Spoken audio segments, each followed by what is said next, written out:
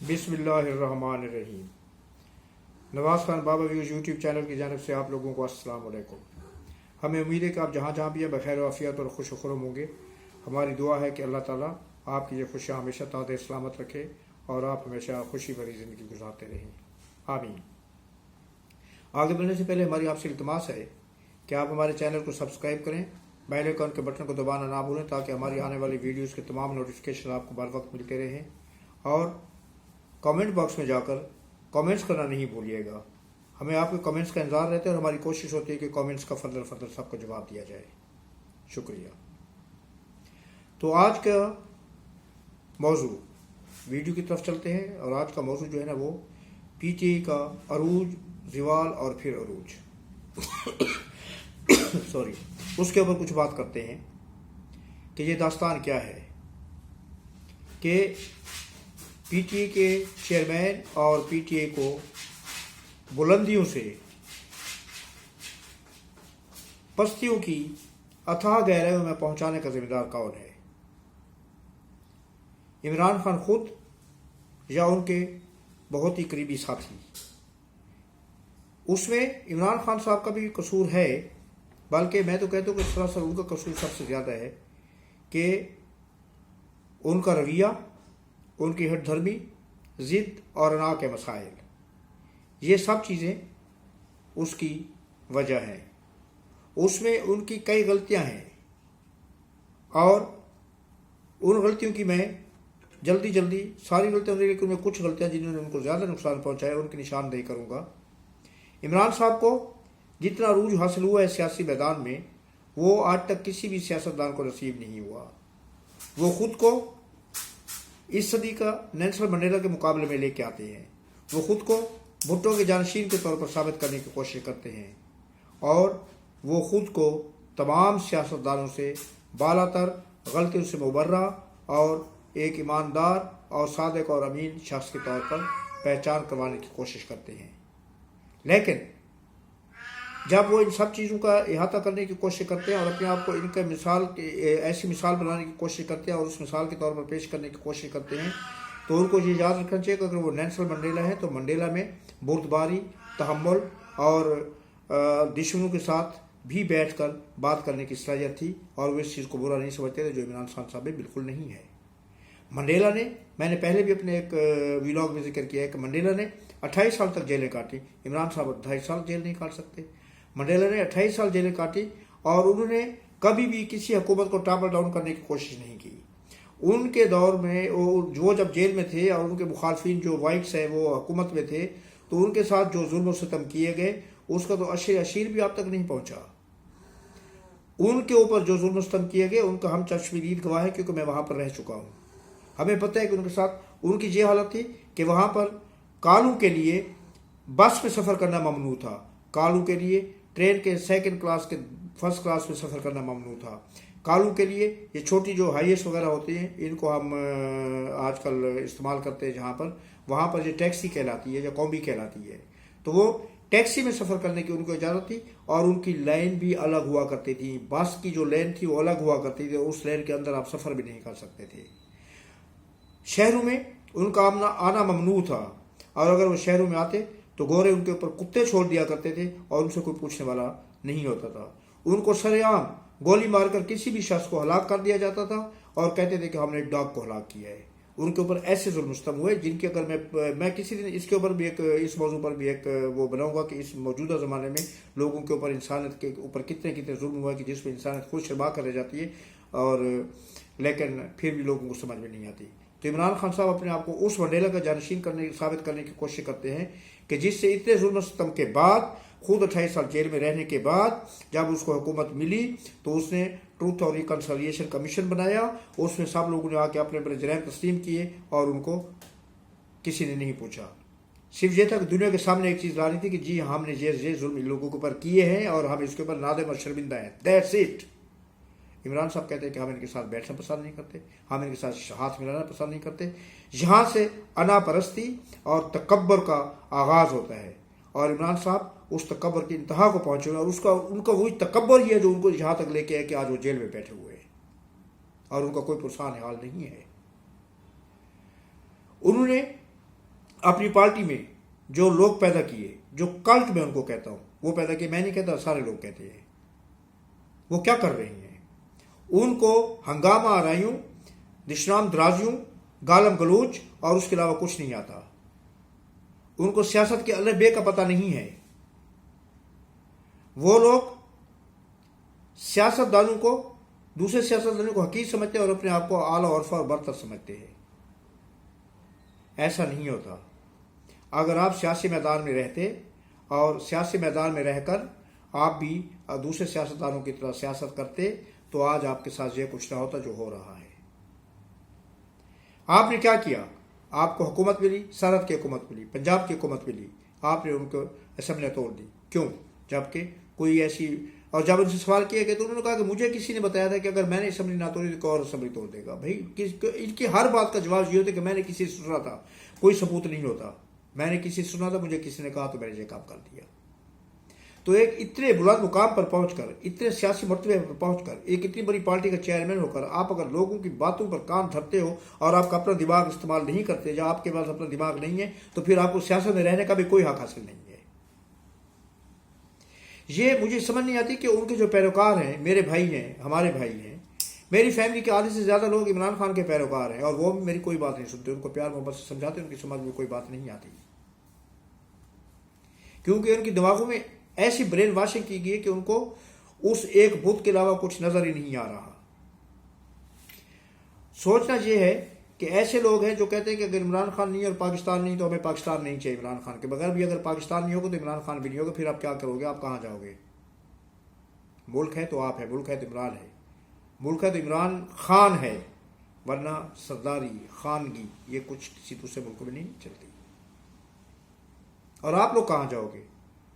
आप लोगों को तो दुबई जैसे मुल्क वाले भी वीजा देने से इनकारी हो जाते हैं, फिर आप कहां जाओगे? आपके जो लीडर इमरान खान है, जो बड़े बड़े लीडर, तो चले जाएंगे। इमरान खान ने सियासत में वो कल्चर पैदा किया कि हमारी पार्टी के अरकान के अलावा दूसरे कारकुन जो कीड़े मकोड़े हैं उनको रोन डालो पाँव के नीचे। फिर उन्होंने अपने कारकुनों को मुसीबत में मुकाबला करने की तो कोई तरगीब दी ही नहीं, उनकी तरबियत की ही नहीं है। आपके सामने कई मिसालें, आपके सामने पीपल्स पार्टी की मिसाल है, आपके सामने मुस्लिम लीग नून की मिसाल है, आपके सामने जमात इस्लामी की मिसाल है, बहुत सारे पार्टीज की मिसालें हैं जिनके ऊपर कैद व बंद की सौकतें आई मुख्तलिफ अदवार में, और सबसे ज्यादा सौकतें जो मुसीबतें जो है वो पीपल्स पार्टी के लोगों पर आई हैं। जिया साहब ने भी उनको रगड़ा, अयूब खान ने भी उनको रगड़ा, जिया साहब ने भी उनको रगड़ा, मुशर्रफ ने भी उनको रगड़ा लगाया। तो लेकिन वो लोग, उनके कारकुन ऐसे तरबियत याफ्ता थे कि वो अपने कदमों पर डटे रहे, खड़े रहे, अपनी पार्टी की लीडरशिप और क़यादत के साथ खड़े रहे और अपनी पार्टी के साथ खड़े रहे। मेरे ख्याल में हार्डली 2% लोग होंगे जिन्होंने पार्टी छोड़ी इन मुसीबतों से डर के मारे। 100 में से 2 बंदे होंगे जिन्होंने छोड़ के गए होंगे, बाकी लोग उसी तरह है और वो उनके लीडर भी उसी तरह ही है। आपके साथ इमरान साहब क्या हुआ? पीटीए वालों ने क्या किया कि थोड़ी सी मुसीबत है या आपके चेयरमैन को कैद में डाला गया, सारे के सारे सीन से गायब हो गए, मंजर आम से हट गए और छुप गए। तो छुप के जंगें नहीं लड़ी जाती। सियासत में छुपना जो है बहादुरी नहीं, बुज़दिली कहलाती है। मुराद सईद, अली अमीन गंडापुर, हमाद अजहर, कितने बड़े बड़े नाम हैं, लेकिन सब लोग छुप गए। मगर जो लोग मैदान में खड़े रहे उनको लोग भी आज इज्जत की निगाह से देख रहे हैं, उनके मुखालफिन भी उनको इज्जत की निगाह से देख रहे हैं। जो भाग गए उनको कोई इज्जत की निगाह से नहीं देख रहा। आपका चेयरमैन जेल में पड़ा है और आप बाहर जाके मजे कर रहे हैं। परवेज इलाही साहब को ले ले, एक बुरा शख्स, उम्र के इस हिस्से में आके वो डट के खड़ा रहा और उसका बेटा मोने सिलाही स्पेन में जाके अयाशिया कर रहा है, मजे कर रहा है। उसका बाप जेल की सख्तियां भुगता रहे, वो वहां पर मजे कर रहे हैं, डर के मारे जहां पर नहीं आता कि मुझे गिरफ्तार कर लीजिएगा। What is this? Is it politics? तो ये अगर पॉलिटिक्स है तो कौन सी पॉलिटिक्स है? उसके बाद आपने पंजाब और सरहद की हुकूमतें खुद तोड़ दी, जैसे मैं पहले जिक्र कर चुका हूं, और लोगों को मुसीबत में डाल दिया। अगर आप पंजाब और सरहद की हुकूमत ना तोड़ते तो आज वो आपकी एडवाइस पर, जब हुकूमत तोड़ी जाती है इलेक्शन से पहले जो नॉर्मल प्रोसीजर होता है, तो आपकी एडवाइस पर ही निगरान हुकूमतें भी बनती, जिससे आपको कुछ नहीं मिलता। आपने जलसों में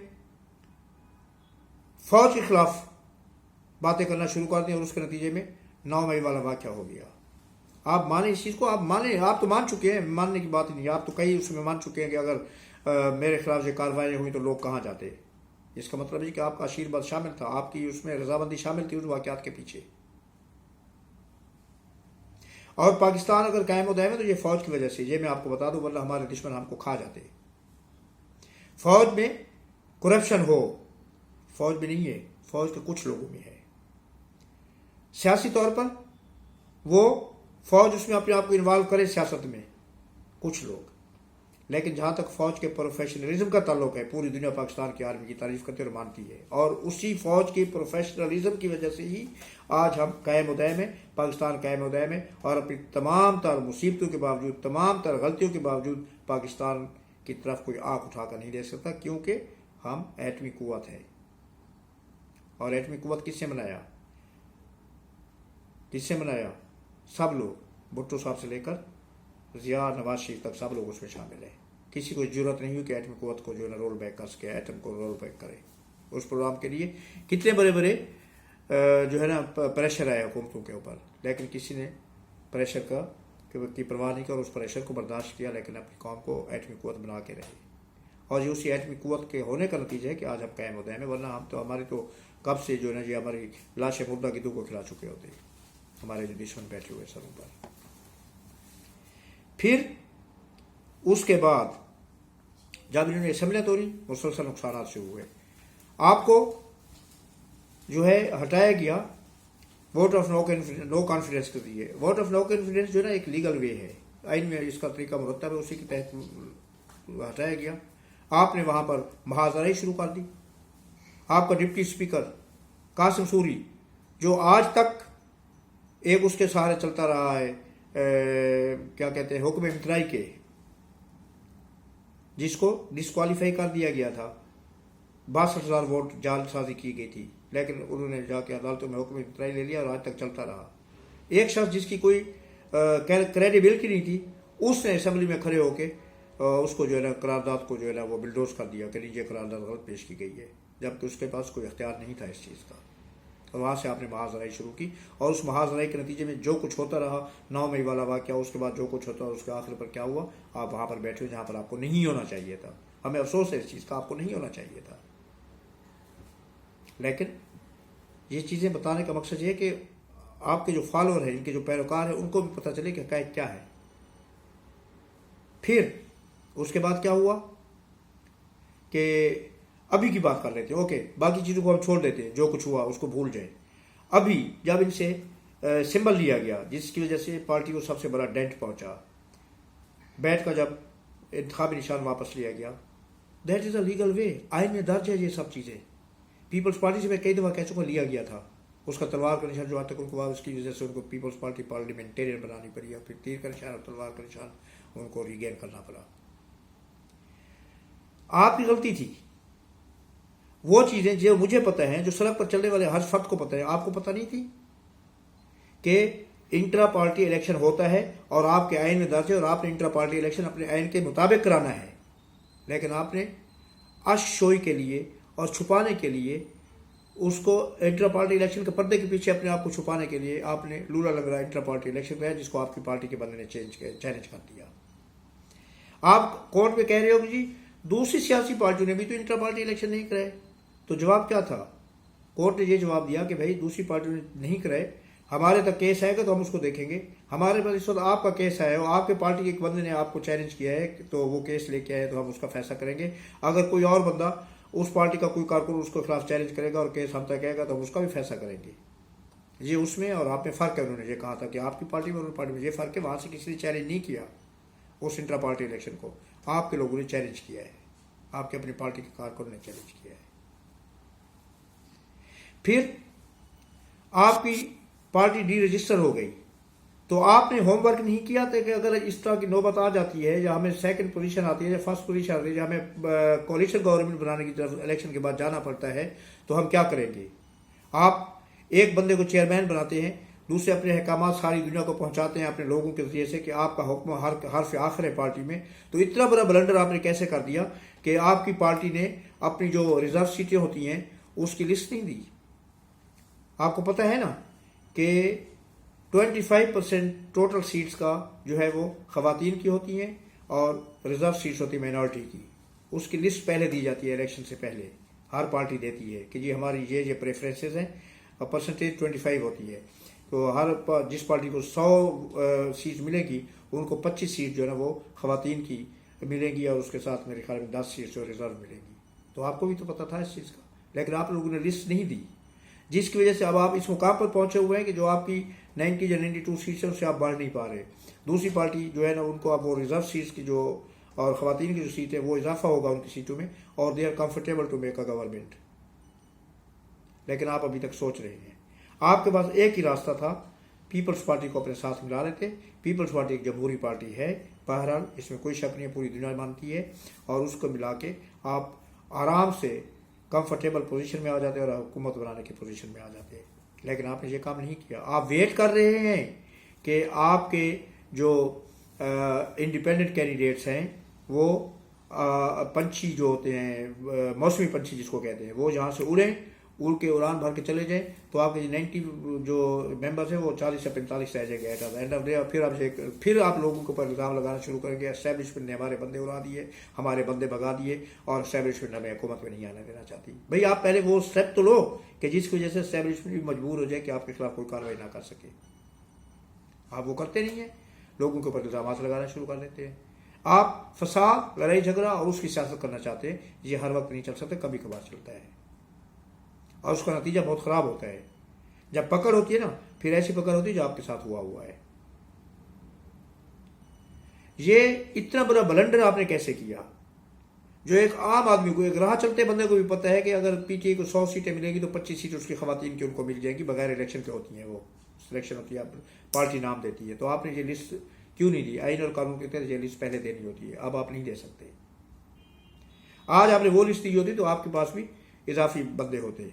अब उसी बेस पर मुस्लिम लीग नून को तकरीबन 20 के करीब सीटें मिल जाएंगी, पीपल्स पार्टी को तकरीबन 18-19 सीटें मिल जाएंगी, उनकी सीटें बढ़ जाएगी। और आपने ये काम क्यों नहीं किया? फिर आप कहते हैं कि हमारे साथ ज्यादती हो रही है।